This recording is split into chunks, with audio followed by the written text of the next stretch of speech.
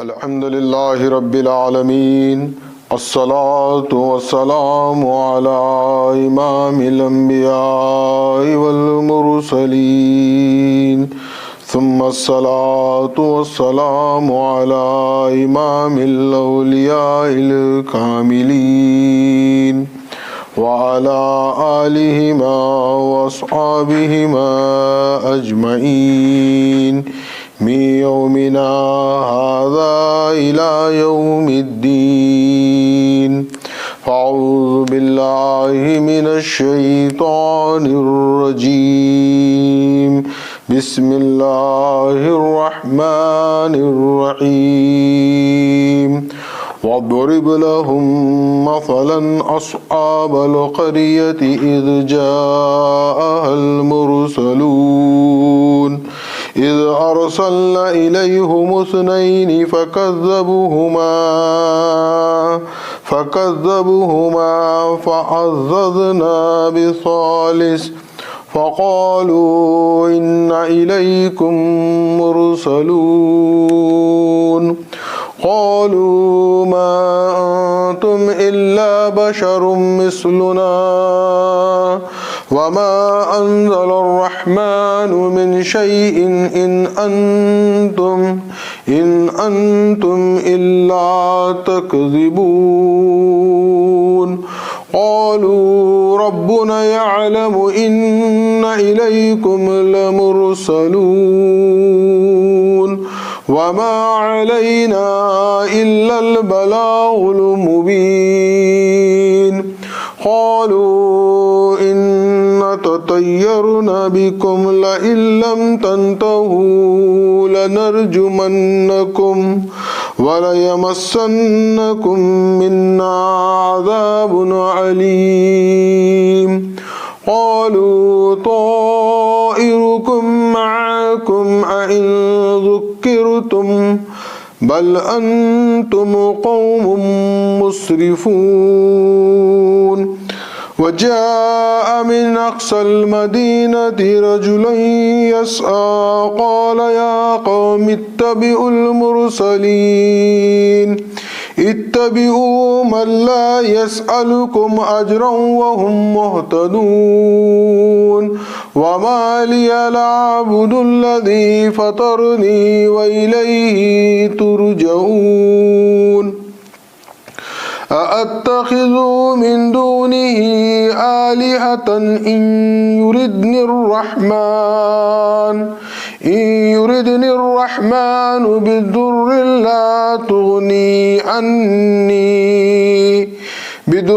لا تغني عني شفاعتهم شيئا ولا ينقذون.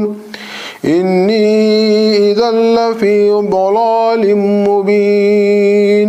إني آمنت بربكم فاسمعون. قيل ادخل الجنة قال يا ليت قومي يعملون بما غفر لي ربي وجعلني من المكرمين. وما أنزلنا على قومه من بعده من جند من السماء وما كنا منزلين. إن كانت إلا سحية واحدة فإذا هم خامدون. يا حسرة على العباد ما يأتيهم من رسول إلا كانوا به يستهزئون. ألم يروا كم أهلكنا قبلهم من القرون أنهم إليهم لا يرجعون. وإن كل لما جميع لدينا محضرون. اما بعد سورہ یاسین کی جن آیات کی تلاوت کا شرف حاصل کیا گیا ہے، رکوع کے اعتبار سے یہ سورہ یاسین کا دوسرا رکوع ہے۔ جیسا کہ ہمیں اس بات کا علم ہے کہ سورہ یاسین کا جو شان نزول ہے وہ آقا کونین محمد الرسول اللہ صلی اللہ علیہ وسلم کے دعوے نبوت کے درمیانی حصے کا زمانہ ہے۔ ایک طرف آپ کی دعوت و تبلیغ اپنے عروج پر ہے تو دوسری طرف مخالفین اپنی شدت پر پہنچے ہوئے ہیں، تو اللہ تعالیٰ نے اس موقع پر ان آیات کے ذریعے ایک طرف محمد الرسول اللہ صلی اللہ علیہ وسلم کی دلجوئی فرما رہا ہے، تو دوسری طرف آپ صلی اللہ علیہ وسلم کو تاریخ کے حوالے سے یہ بات بتائی جا رہی ہے کہ یہ حالات جو کہ آپ کے لیے آج دشوار کن ہیں، اس سے زیادہ حالات ہمارے انبیاء و مرسلین پر گزرے ہیں۔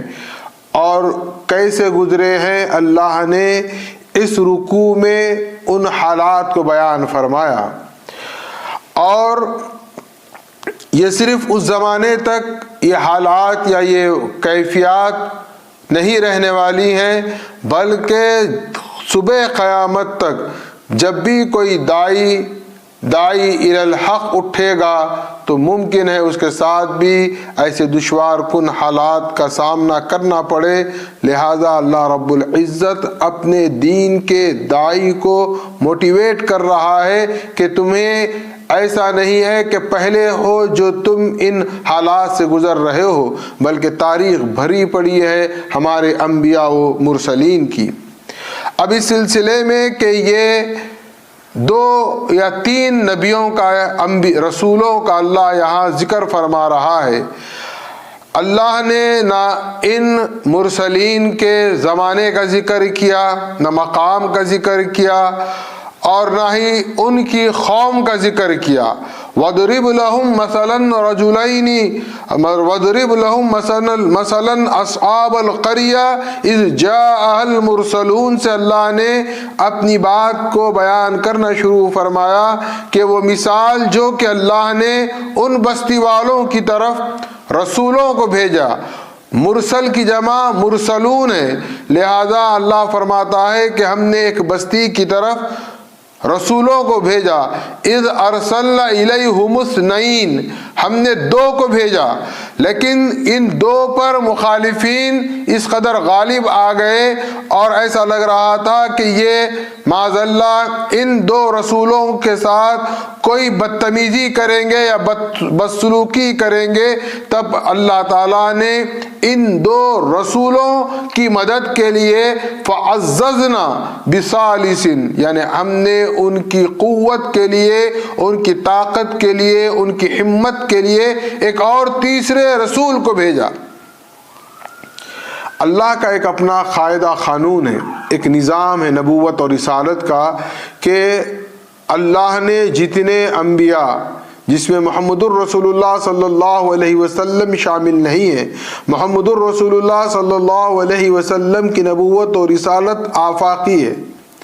آپ کسی ایک شہر، ایک گاؤں، ایک بستی، ایک خاندان، ایک قبیلے کے لیے نبی اور رسول نہیں بنائے گئے ہیں، بلکہ پورے عالمین کے لیے اللہ نے محمد الرسول اللہ صلی اللہ علیہ وسلم کو نبی اور رسول بنایا ہے۔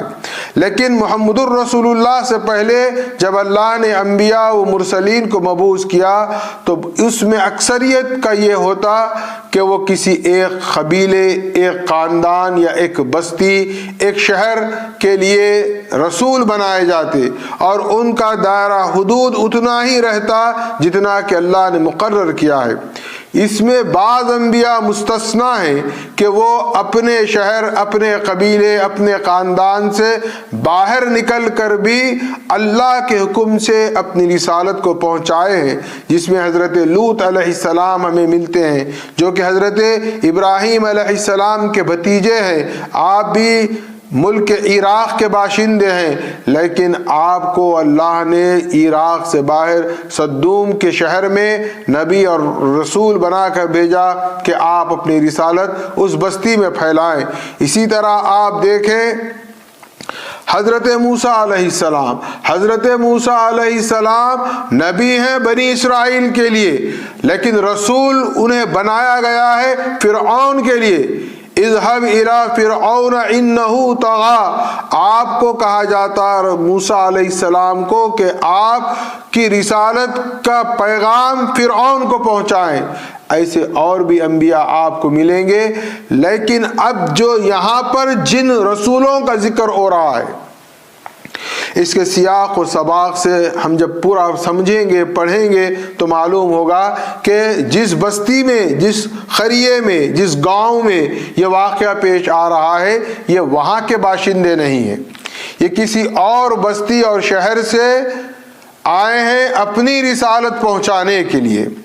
اور اللہ نے پہلے 2 کو بھیجا، 2 پر لوگوں کا ظلم بڑھنے لگا تو اللہ نے ان کی مدد کے لیے فَعَزَّزْنَا بِثَالِثٍ، اللہ نے پھر ایک تیسرے کو بھیجا۔ اب اس کے بعد ان تینوں نے کیا کہا؟ فَقَالُوا إِنَّ إِلَيْكُمْ مُرْسَلُونَ۔ دیکھیے آپ جمع کا صیغہ خود دلالت کرتا ہے، یہ 2 سے زائد ہیں یعنی 3 ہیں۔ فَقَالُوا إِنَّ إِلَيْكُمْ مُرْسَلُونَ، ہم 3 تمہاری طرف رسول بنا کر بھیجے گئے ہیں۔ اب انہوں نے جواب دیا، قَالُوا مَا أَنْتُمْ إِلَّا بَشَرٌ مِثْلُنَا، تم کیسے ہیں رسول ہو سکتے ہو، تم تو ہماری طرح بشر ہیں۔ تاریخ انسانیت کا یہ بہت بڑا مغالطہ رہا ہے کہ جب انبیاء یا مرسلین آتے اور دعویٰ کرتے کہ ہم اللہ کے نبی اور رسول ہیں، تو سب سے پہلے ان کی رسالت کو تسلیم کرنے کے بجائے لوگوں کا رد عمل یہ ہوتا کہ آپ کیسے رسول ہو سکتے ہیں۔ دلیل کیا دیتے کہ آپ بھی تو ہماری طرح بشر ہیں۔ بشر اور رسالت جب تک کوئی سمجھ نہیں پائے گا اس وقت تک وہ یہ کلمات کہتے رہے گا۔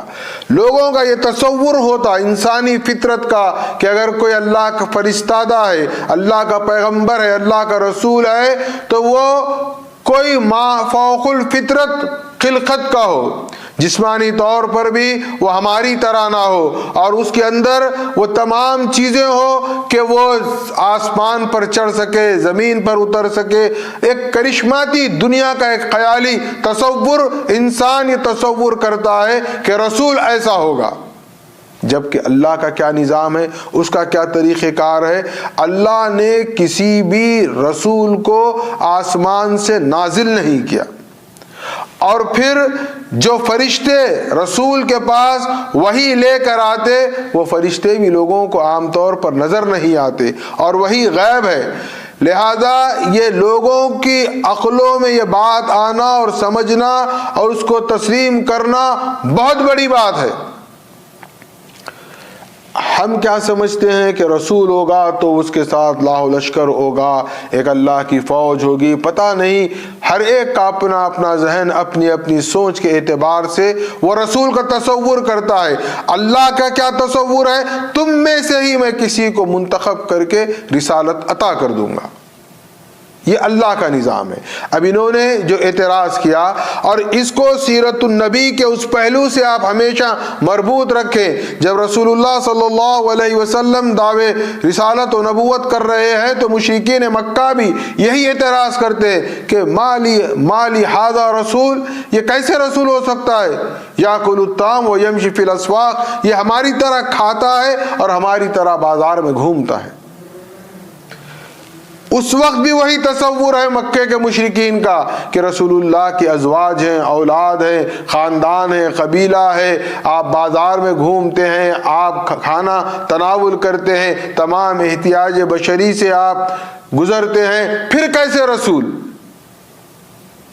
اب جو رسول ہے وہ ثابت کیسے کرے کہ میں رسول ہوں؟ اور یہاں پر بھی جب یہ اعتراض ہوا اور انہوں نے کہا وما انزل الرحمن من شیء ان انتم الا تکذبون، اور وہ کہنے لگے تم کیسے رسول ہو سکتے ہو، تم تو ہماری طرح بشر ہیں، اور انہوں نے کیا کیا؟ ان کی رسالت کا انکار کیا۔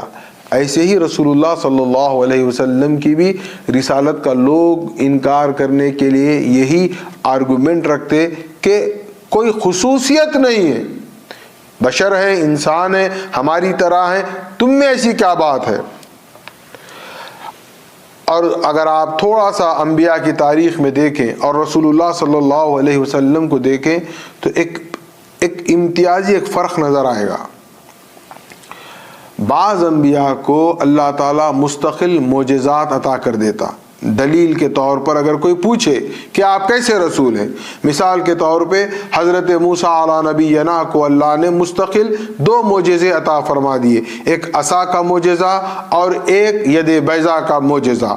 جب آپ فرعون کے دربار میں گئے، انہوں نے پوچھا کہ بھائی آپ جو دعویٰ کر رہے ہیں کیا دلیل ہے کہ آپ رسول ہیں، تو آپ نے اپنے عصا کا وہ معجزہ ظاہر فرمایا، آپ ید بیضا کا معجزہ ظاہر فرماتے، لوگوں کے سامنے ہوتا، ما فوق الفطرت کوئی بات انسان دیکھتا تو حیرت زدہ ہو جاتا اور قبول کر لیتا، یہ ایک فطرت انسانی ہے۔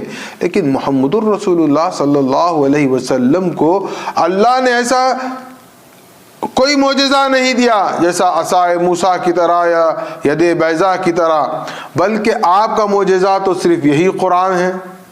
اگر کبھی لوگ مطالبہ کرتے اور آپ اللہ سے دعا کرتے تو کبھی شق القمر کا واقعہ ہو جاتا، کبھی درخت آپ کا کلمہ پڑھنے لگتے، کبھی سنگریزے کلمہ پڑھنا لگتے، یہ ایک معجزات کی اپنی لمبی طویل فہرست ہے، لیکن ایسا کوئی آپ کے پاس کوئی ایسی شے نہیں تھی کہ آپ فوری طور پر بتاتے کہ دیکھو یہ میرے پاس معجزہ ہے، یعنی یہ ایک میرے پاس سپورٹ ہے کہ میں نبی ہوں۔ کیا گزرتی ہوگی سوچیں آپ، لوگ آتے آپ سے کہتے کہ بھئی آپ دعویٰ کر رہے ہیں تو آپ معجزہ بتاؤ، آپ کہتے کہ معجزہ میرے اختیار میں نہیں ہے، معجزہ نبی کے اختیار میں نہیں ہوتا، نبی کی نبوت کی دلالت پر اللہ نبی سے معجزہ ظاہر فرماتا ہے۔ لوگ سوال پر سوال کرتے، آپ کیا کرتے؟ کوئی جواب نہیں دیتے، بعض اوقات آپ خاموش ہو جاتے، ایک ہی جواب دیتے جو ان 3 رسولوں نے دیا، قالوا ربنا یعلم ان الیکم لمرسلون، ہمارا رب، ہمارا اللہ جانتا ہے کہ ہم رسول ہیں۔ جب پریکٹیکل کسی پر گزرتی ہے تو اس پر کیا گزرتی ہوگی ہم تصور کریں کہ ایک مجمع مخالفت پر ہے، آپ سے معجزہ طلب کر رہا ہے، آپ کوئی معجزہ ظاہر نہیں کر رہے ہیں، اور کیا آپ کے اندر قوت برداشت ہونی چاہیے، لیکن دیکھیں جواب کیا دیتے ہیں، قالوا ربنا یعلم ان الیکم لمرسلون، ہمارا رب، ربنا، ہمارا ربنا، ہمارا رب جانتا ہے، اس کو علم ہے کہ ہم مرسل ہیں، ہم نبی ہیں، ہم رسول ہیں۔ اور پھر اس کے بعد اس رسول کا کام کیا ہے، وہ رسول کیا کرتے ہیں، وما علینا الا البلاغ المبین، وہ اللہ کے پیغام کو، اللہ کے درس ہدایت کو انسان تک پہنچا دیتے ہیں۔ کوئی نبی، کوئی رسول اس بات کا ذمہ دار یا ٹھیکیدار نہیں ہے کہ وہ اس مخالف یا سامنے والے کو منوا کر رہے۔ نبی اور رسول کا کام اتنا ہے ہدایت پہنچا دے، سامنے والا قبول کرے یا نہ کرے یہ اس کے مقدر کی بات ہے۔ اب یہاں پر بھی یہ بات ہے کہ وما علینا الا البلاغ المبین، ہمارا کام کیا ہے، ہدایت پہنچانا، ہم نے ہمارا کام کر دیا، ہم ہدایت پہنچا دیے، اب آپ مانیں یا نہ مانیں۔ یہ آیت مبارکہ کو بہت ہم لائٹلی استعمال کرتے ہیں، 1 گھنٹے کی ہم تقریر کریں گے، آخر میں کہہ دیں گے وما علینا الا البلاغ المبین، ایسا نہیں۔ دیکھیے بات ایک ہوتی ہے کان تک پہنچنا، ایک ہوتی ہے بات دل تک پہنچنا۔ ہم بات کان تک پہنچا کر کہتے ہیں وما علینا الا البلاغ المبین، تو یہ غلط ہے۔ انبیاء کا کیا تھا معاملہ، ان کی بات دل تک پہنچتی تھی، اندر دل مانتا تھا کہ بات جو کہہ رہے ہیں سچ ہے، بس تکبر، ہٹ دھرمی، ضد، انا، اپنا وقار، اپنا پوزیشن آڑے آ جاتا اور وہ انکار کر دیتے، اندر تو مان جاتے تھے۔ تو وما علینا الا البلاغ المبین یہ ہے کہ اگر کسی داعی کی بات دل تک پہنچ رہی ہے تب وہ دعویٰ کرے وما علینا الا البلاغ المبین، ورنہ قرآنی آیات کو اپنی گفتگو میں رسماً استعمال نہ کرے۔ اس کی بہت حکمت ہے، یہ بہت بڑا راز ہے۔ اللہ زبان میں تاثیر دینا کہ سامنے والے کی بات کانوں سے دل میں اترنا، اب اترنے پر دو ہی فیصلے ہوگے، یا تو وہ قبول کرے گا یا انکار کرے گا۔ جو سلیم الفطرت ہے وہ قبول کر لے گا، جس کی فطرت کجی سے معمور ہے وہ انکار کر دے گا، مان کر بھی انکار کر دے گا۔ رسول اللہ کو پورا مکہ امین و صادق کہتا، رسول اللہ جو کہتے سچ مان لیتا اور آپ کو سچا کہتا، صادق کہتا۔ جب آپ نے کہا اللہ ایک ہے، لا الہ الا اللہ، تو لوگوں کے دلوں نے مانا، لیکن اپنی چودراہٹ کے خاتمے کے ڈر سے انکار کیا۔ آپ نے اپنا کام مکمل طور پر پہنچایا، اور جب اللہ کہیں پر نبی اور رسول کو بھیجتا ہے تو وہ بستی اس قوم کو بھی کچھ آزماتا ہے، ان پر کوئی تنگ دستی آ جاتی ہے، کوئی قحط سالی آ جاتی ہے، کوئی مصیبت آ جاتی ہے، کوئی پریشانی آ جاتی ہے۔ آپ دیکھیں یہ کتنا کنیکٹڈ ہے ہمارے فطرتوں سے یہ اللہ کا کلام۔ اب انہوں نے جو پریشانی تنگ دستی دیکھی، یہ اللہ کی دراصل آزمائش ہوتی ہے، تو وہ کیا کہنے لگے ان انبیاء، ان رسولوں سے، قالوا انا تطیرنا بکم لئن لم تنتہوا لنرجمنکم ولیمسنکم منا عذاب علیم۔ یہ جو نحوست ہے، یہ بدشگنی ہے جو ہمارے پاس آ گئی ہے، یہ دراصل یہ تمہاری طرف سے آئی ہے۔ کیوں؟ کیونکہ ہم ایک مورثی عقیدے، مورثی نظام، سسٹم کو لے کر چل رہے تھے، آپ آ کر اس کے خلاف بات کر رہے ہیں، تو گویا ہم میں وہ نحوست ہو گئی، وہ بدشگنی ہو گئی کہ ہم پریشان ہو گئے ہیں۔ اب دیکھیے جرت کا جواب، ترکی بترکی جواب دیتے ہیں۔ کون دے سکتے ہیں؟ جو معمور من اللہ ہوتے ہیں، ورنہ عام انسان تو گھبرا جاتا ہے۔ کیا کہتے ہیں وہ؟ قالوا طائرکم معاکم۔ یہ بدشگنی، یہ افلاس، یہ نحوست ہماری نہیں ہے، یہ تو تمہارے اپنے اعمال، تمہارے ایمان، تمہارے عقیدے کی وجہ سے ہے۔ کیا مد مقابلہ ہے، دیکھیے آپ، کوئی معمولی بات نہیں ہے کہ کوئی آپ کو ڈرا کر کہہ رہا ہے، یہ ساری فساد کی جڑ، یہ تکلیفوں کا مسئلہ آپ سے ہے۔ عام انسان کیا ہوگا؟ گھبرا جائے گا، لیکن جو رسول ہوتا ہے وہ گھبراتا نہیں ہے، وہ ترکی بترکی جواب دیتا ہے، قالوا طائرکم معاکم، یہ تو تمہاری طرف سے ہے، ہم نے کیا کیا؟ ہاں ان ذکرتم، ہم تو صرف ذکر کرانے آئے تھے، تمہیں تلقین کرنے آئے تھے، تمہیں بھولا سبق یاد دلانے آئے تھے، اس کے علاوہ ہم نے کیا کیا ہے؟ بل انتم قوم مسرفون، ہم نے کوئی مداخلت نہیں کی، کوئی نظام میں مداخلت نہیں کی، ہم نے اللہ کی وحدانیت، اس کی توحید، اس کا پیغام پہنچایا ہے۔ یہ گفتگو ہو رہی ہے کہ دفعتاً ایک شخص آ رہا ہے، وَجَاءَ مِنْ أَقْصَى الْمَدِينَةِ رَجُلٌ يَسْعَى قَالَ يَا قَوْمِ اتَّبِعُوا الْمُرْسَلِينَ۔ دیکھیے آپ، اس پورے ابتدائی آیات میں قومی، قومنا یہ الفاظ نہیں ہیں جو اس بات پر دلالت کر رہے ہیں کہ یہ رسول دوسری بستی سے آئے تھے، یہ اس بستی کی قوم کے نہیں تھے، لیکن جو تیسرا آیا ہے ان پر جو ایمان لے آ چکا، یا ان کا معاون، ان کا مددگار، اب دیکھیے وہ آیا، وہ آ کر کیا کہہ رہا ہے؟ وَجَاءَ مِنْ أَقْصَى الْمَدِينَةِ رَجُلٌ يَسْعَى قَالَ يَا قَوْمِ اتَّبِعُوا الْمُرْسَلِينَ۔ اے میرے لوگو، ان انبیاء کی آپ اتباع کرو۔ دیکھیے دین دراصل نام ہے انبیاء کی اتباع و اطاعت کا۔ اگر دین سے انبیاء اور رسول کی اطاعت یا اتباع کو نکال دیں تو دین کیا بچے گا؟ بتائیے مجھے۔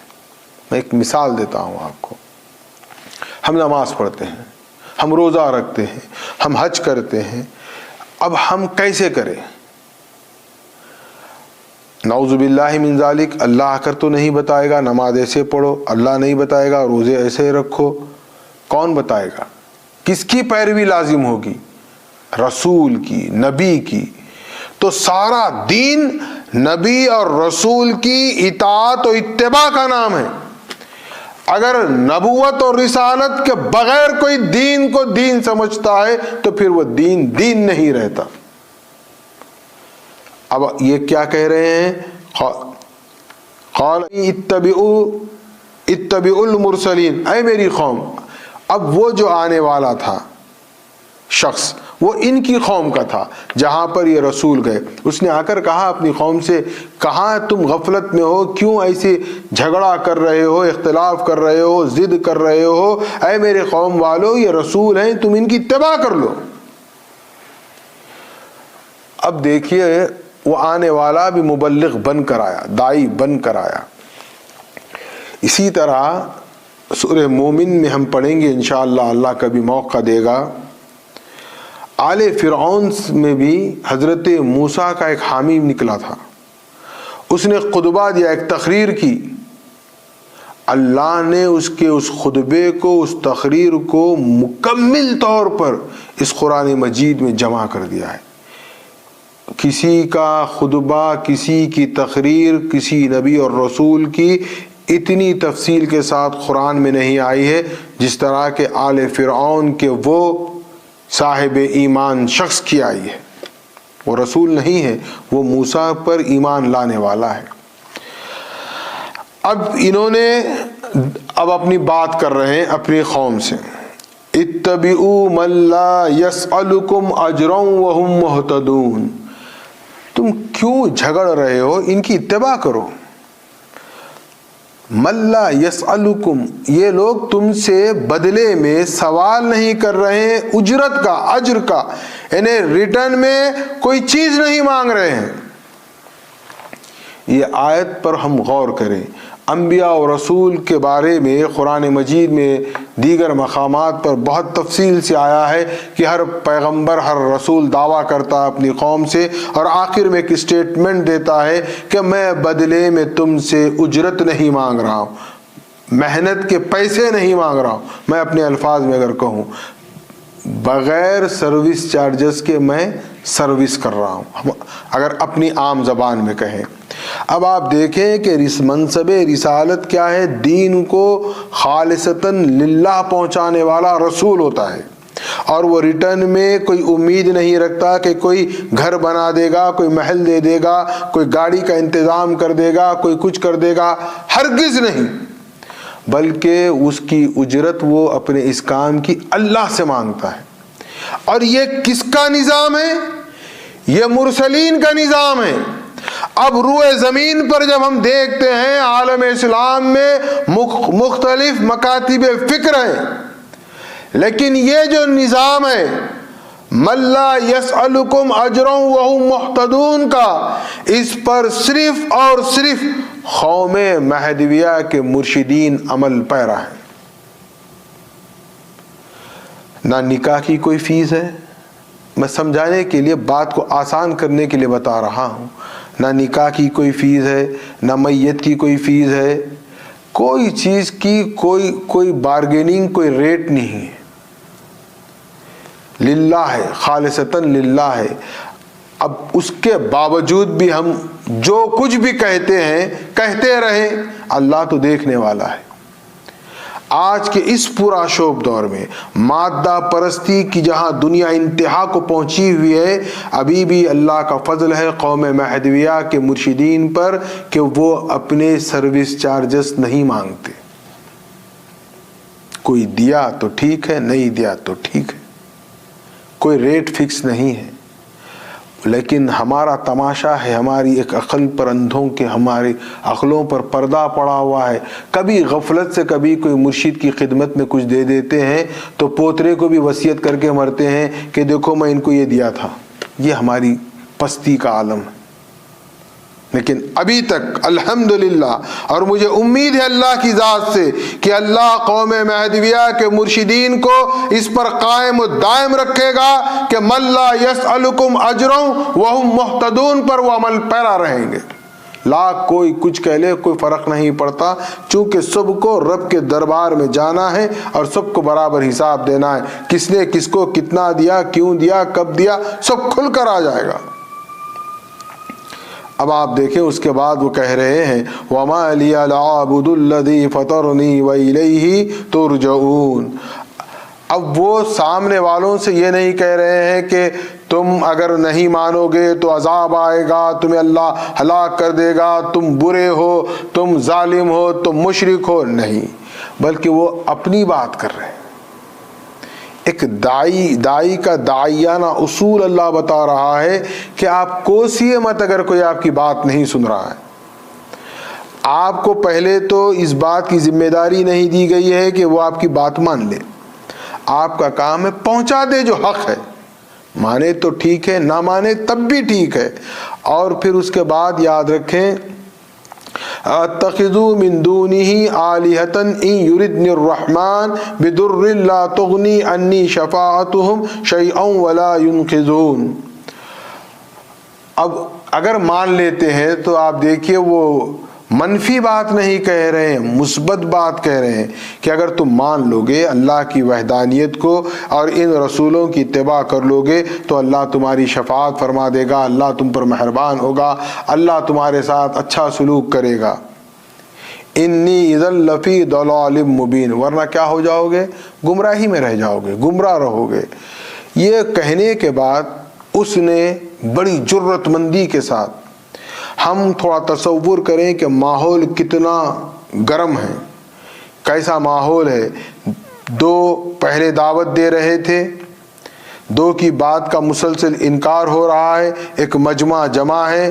اب یہ دو کی تقویت کے لیے اللہ نے تیسرے کو بھیجا، تیسرا یعنی تینوں مل کر بات کر رہے ہیں، وہ دلیل مانگ رہے ہیں، آرگومنٹ ہو رہا ہے، مباحثہ ہو رہا ہے کہ اسی گرما گرمی کے ماحول میں ان کی قوم کا ایک بندہ آگے بڑھ کے کہتا ہے کہ ارے آپ ان کی اتباع کر لیجئے، اور اگر آپ ان کی اتباع کریں چونکہ یہ بدلے میں آپ سے کچھ نہیں مانگ رہے ہیں، اور اگر اتباع کرتے ہیں تو یہ انعام ملیں گے، یہ بیان کر رہا ہے۔ اور بیان کرتے کرتے وہ کہتا ہے انی آمنت بربکم فاسمعون، میں تو ایمان لا چکا۔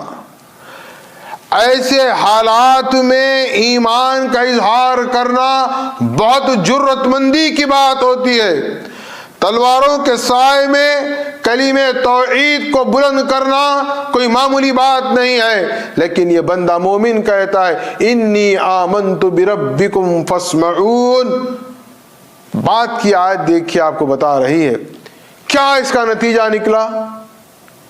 جیسے ہی اس نے کہا انی آمنت بربکم فاسمعون، اس کی گردن مار دی گئی، اس کے جسم کے دو ٹکڑے کر دیے گئے۔ اللہ نے اس کی شہادت کو نہیں بیان فرمایا، شہادت کے انعام کو بیان فرمایا، قیل ادخل الجنہ۔ اس کو شہید کرنے کے ساتھ ہی اللہ نے کیا کیا؟ اس کو ڈائریکٹ جنت میں داخل کر دیا۔ قیل ادخل الجنہ، کیا انعام ملا دیکھیے۔ یہ جرت مندی، ایمان کا اعلان کیا، نہ ابھی عبادتوں کا اہتمام کیا، نہ ابھی کچھ کیا، کچھ نہیں۔ انی آمنت بربکم فاسمعون کہا، انہوں نے اس کو قتل کر دیا۔ اللہ نے کہا قیل ادخل الجنہ، میری جنت میں داخل ہو گیا۔ وہ سودا تو بڑا سستا نظر آتا ہے، لیکن اس سستے سودے کے لیے بہت دل گردہ ہونا چاہیے، بہت ہمت ہونی چاہیے، ورنہ منافقت ہمارے اندر ایسی کوٹ کوٹ کر بھری ہوئی ہوتی ہے، موقع دیکھ کر ہم اپنے عقیدے کو بدل دیتے ہیں، اپنے ایمان کو بدل دیتے ہیں۔ ہم ایمان اور عقیدے کو بھی دنیا داروں کی سطح پر رکھ کر ان کو خوش کرنے کے لیے بیان کرتے ہیں، جبکہ ایمان کا راز تعلق اللہ سے ہے۔ آپ نے جب بات کو حق مان لیا ہے تو حق پر ڈٹ کر رہ جائیں. جان چلے جاتی ہے تو چلے جانے دیجیے, جائے گی تو کیا ہوگا؟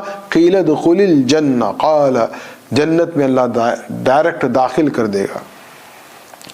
قال یا لیت قومی یعملون.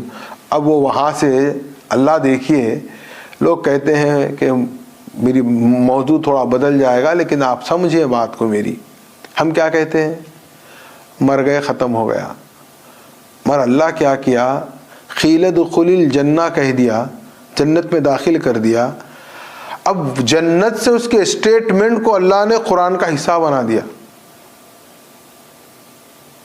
وہ وہاں سے کہہ رہا ہے کچھ, اپنی قوم سے بات کر رہا ہے, وہاں سے وہ قوم سنی نہیں سنی وہ مسئلہ نہیں, وہ تو بول رہا ہے. اور وہ بول رہا ہے, کیا دلیل ہے؟ یہ آیات, بما غفر لی ربی وجعلنی من المکرمین.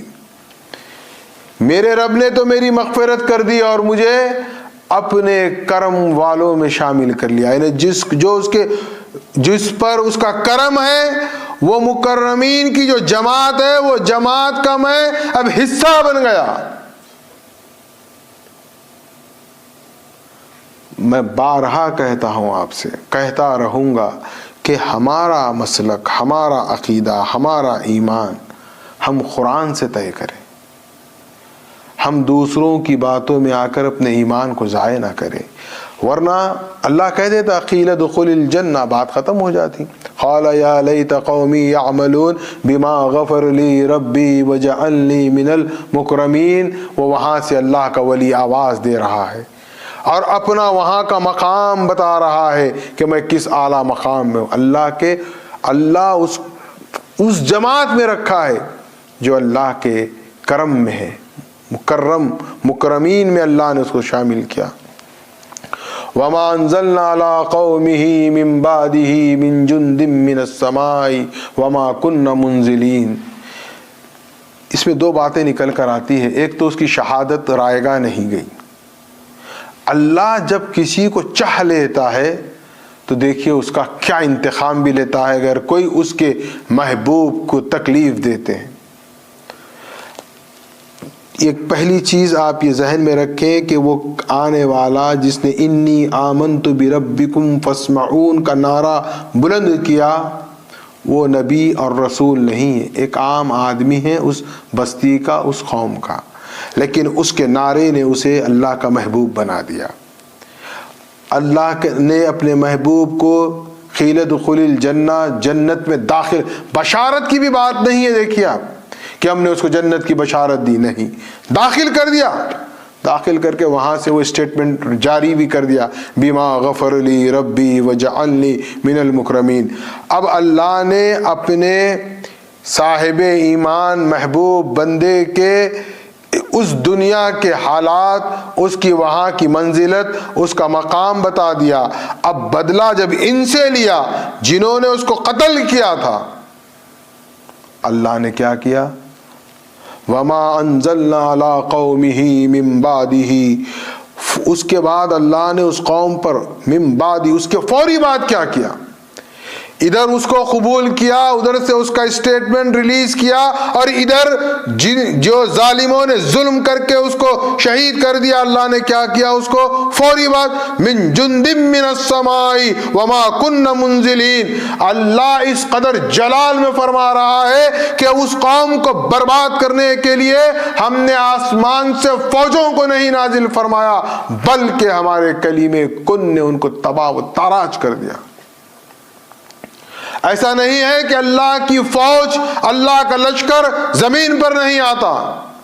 آپ کو معلوم ہونا چاہیے غزوہ بدر میں اللہ نے قرآن میں ہی بیان فرمایا ہے کہ صاحبان ایمان اور محمد الرسول اللہ صلی اللہ علیہ وسلم کی مدد کے لیے آسمان سے, عرش اعلیٰ سے زمین پر فرشتوں کو بھیجا, لشکروں کی صورت میں بھیجا.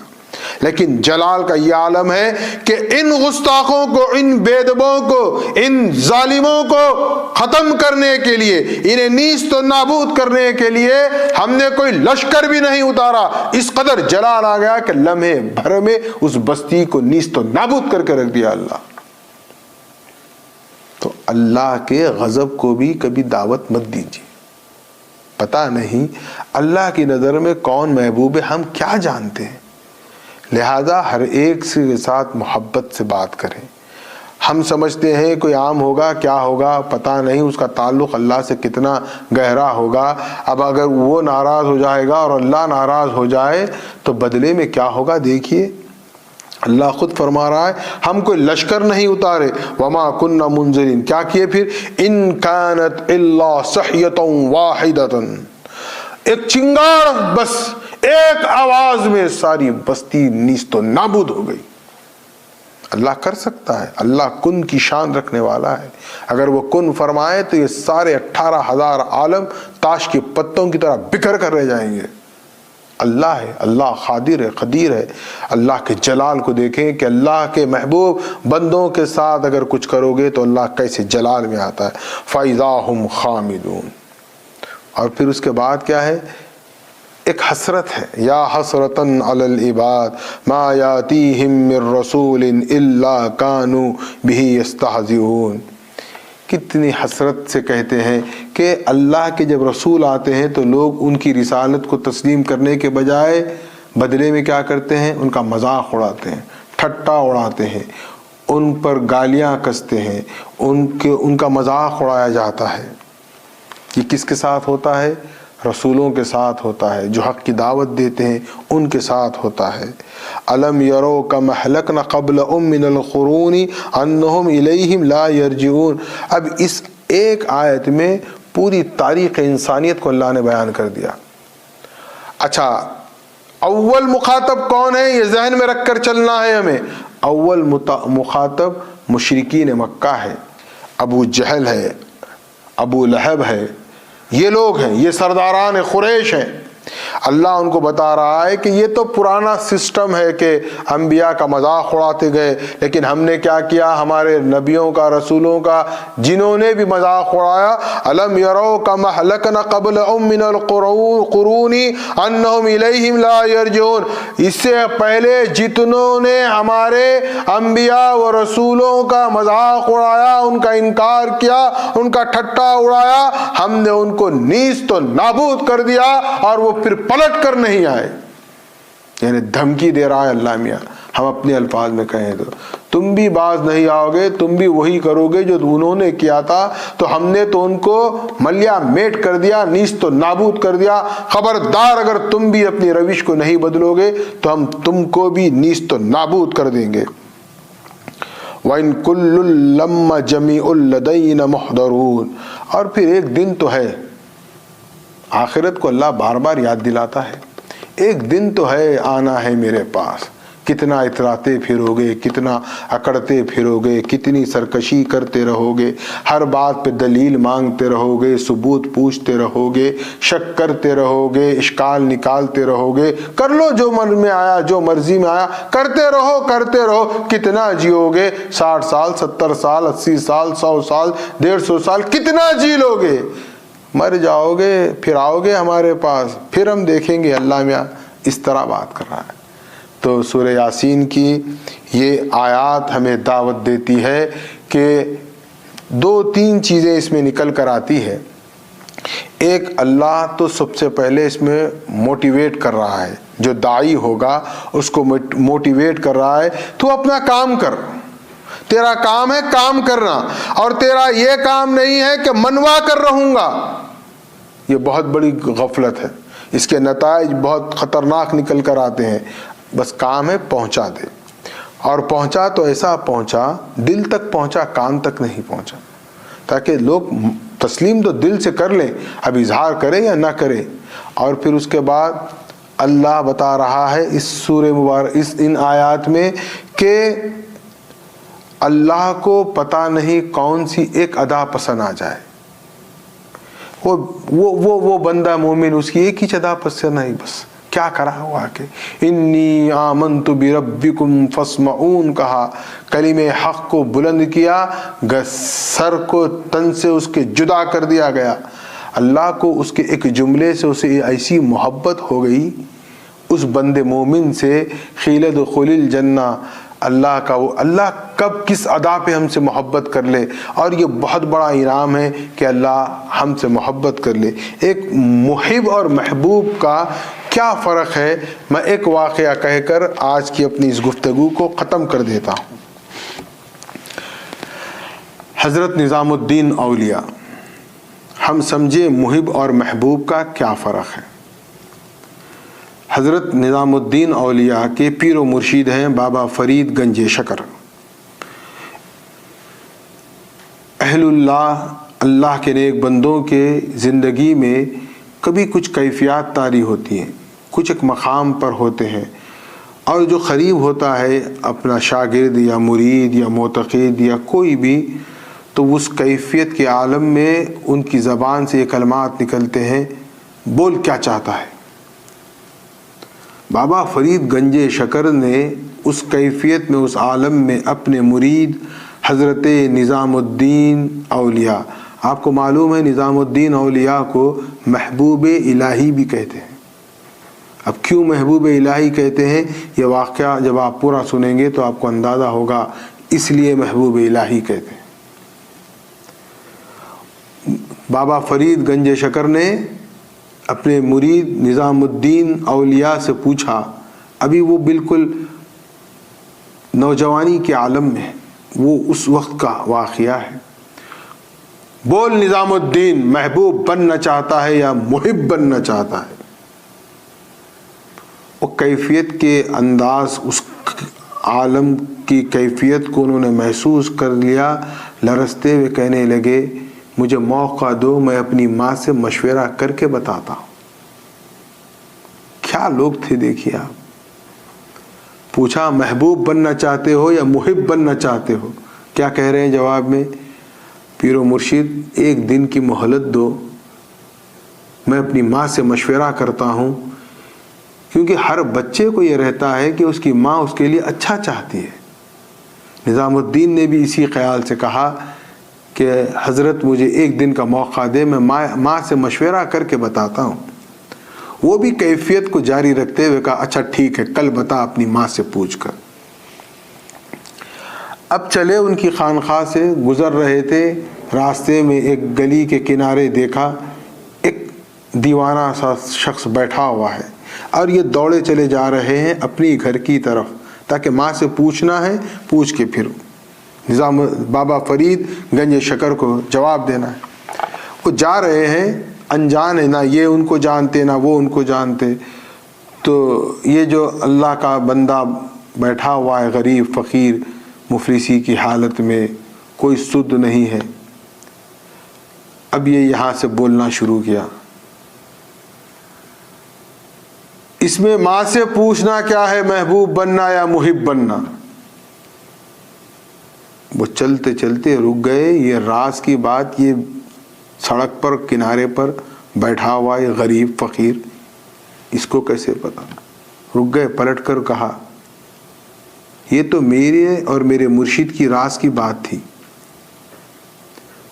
بولے جا ماں سے پوچھ لے۔ اب انہوں نے کہا کہ جب آپ اتنے صاحب حال ہیں کہ آپ کو اس بات کا علم ہو گیا کہ میرے پیر و مرشد نے مجھے آفر کیا ہے کہ محب بنو گے یا محبوب، تو میں نے کہا ماں سے مشورہ کر کے جواب دوں گا، آپ وہاں تھے نہیں لیکن یہاں بیٹھ کر پوچھ رہے ہیں، تو میری ماں سے زیادہ تو صاحب کمال آپ ہیں، آپ ہی بتا دیں، میں جا کر وہی بات کہہ دیتا ہوں۔ وہ اللہ والے نے بھی دل رکھتے ہوئے کہا پہلے ماں سے تو مشورہ کر لے، کل ملنا مجھ سے، میں بتاؤں گا تیرے ماں کا مشورہ صحیح ہے یا غلط ہے۔ اب انہوں نے بھی کوئی زیادہ توجہ نہیں کی اور چلے گئے گھر۔ جا کے ماں سے کہنے لگے کہ امی یہ واقعہ ہوا، ساری کیفیت سنا دی، راستے میں ایک فقیر ملا، اس نے ایسا کہا۔ ماں نے کہا بیٹا میں تیری ماں ہوں، مجھے کیا معلوم محبوب محب یہ کیا مقامات ولایت ہے؟ وہ صاحب ولایت صاحب مقام مل گیا تھا تجھے ہدایت دینے کے لیے، تو اس سے پوچھ لیتا، تو انہوں نے کہا ہے کہ پہلے آپ سے مشورہ کر لوں پھر کل وہ بتا دیں گے. تو بولے اب انتظار کر، کل صبح جب جاتا ہے راستے میں پھر وہ ملیں گے، پوچھ لینا اور وہ جو کہے تو مان لینا، اور ان سے کہہ دینا میری ماں نے کہا ہے کہ میں آپ کی بات مانوں. ماں کی بات بھی رہ گئی، اس کی بات بھی رہ گئی، ان کی بات بھی رہ گئی. دوسرے دن صبح تیار ہوئے، جلدی آنے لگے اپنے مرشد کے پاس. اب راستے میں ان کو وہاں سے وہ میسیج کلیکٹ کرنا ہے، محبوب بننا ہے یا محب بننا ہے. جا کر دیکھے جس مقام پر کل تھا وہ آج نظر نہیں آیا. پریشان ہو گئے، جانتے نہیں تھے، کوئی ایڈریس نہیں تھا. اطراف کچھ لوگوں سے پوچھا کہ کل یہاں ایک دیوانہ بیٹھا ہوا تھا، وہ نظر نہیں آ رہا ہے، وہ کہاں گیا؟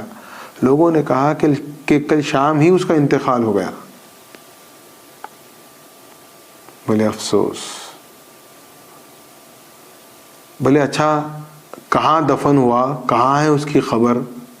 جا کے خبر پہ پوچھتا ہوں اس سے. اچھا نظام الدین اولیاء کو بھی معلوم ہے خبر میں جو ہوتا ہے اس سے پوچھا جا سکتا ہے، یہ بھی دماغ میں رکھیے آپ. لوگوں نے کہا ارے خبر تو بادشاہوں کی، عمرہ کی، مالداروں کی بنتی ہے، وہ روڈ کا غریب بھکاری فقیر اس کی کیا خبر؟ کچرے دان میں اس کی لاش پڑی ہے، جاؤ وہاں دیکھ لو. کچرا کوڑا جہاں جمع ہوتا ہے وہاں پر اس بیچارے کی لاش کو ڈال دیا گیا. یہ وہاں پہنچ کے اب پہلے اس کو انہوں نے طنز کیا. بابا کل بولے آج جواب دیتا ہوں. خود کی حالت تو یہ ہے کہ آپ کو یہ علم نہیں تھا کہ آپ کل مرنے والے تھے. باتیں تو بڑی بڑی کر کے مر گئے. ہوتا ہے یہ، ہم پر بھی ایسا ہی ہوتا ہے اگر کوئی ہوگا تو. بات تو بڑی کرے تھے محبوب محب کے بارے میں بتاؤں گا، آپ کو اپنی خبر نہیں تھی، آپ میری خبر بنانے تلے ہوئے تھے. یہ بہت ہی غصے کی حالت میں نظام الدین اولیاء اس مجذوب کی لاش پر کہہ رہے تھے. وہ بابا اٹھ کے بیٹھ گیا، بولا نظام الدین دیکھ محب کی یہ حالت ہوتی ہے، تو محبوب بن. محب کی کیا حالت ہوئی دیکھیے آپ. تو انہوں نے کیا کہا؟ تو محبوب بن. تو محبوب ہم کس کو کہیں گے؟ محب کے معنی ہم اللہ کو چاہنا، محبوب کے معنی اللہ ہم کو چاہنا. تو اس نے کیا کہا؟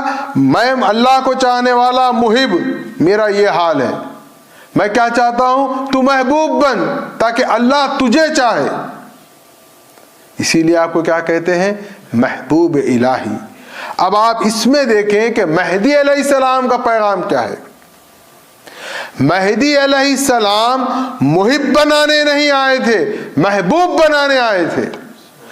اچھا یہ محبوب بنانے آئے تھے، میں کوئی عقیدے میں، عقیدت میں، محبت میں، جذبات میں نہیں کہہ رہا ہوں، قرآن کی دلیل کے ساتھ میں بات کر رہا ہوں کہ ہمارے مہدی محبوب بنانے آئے تھے، محب نہیں.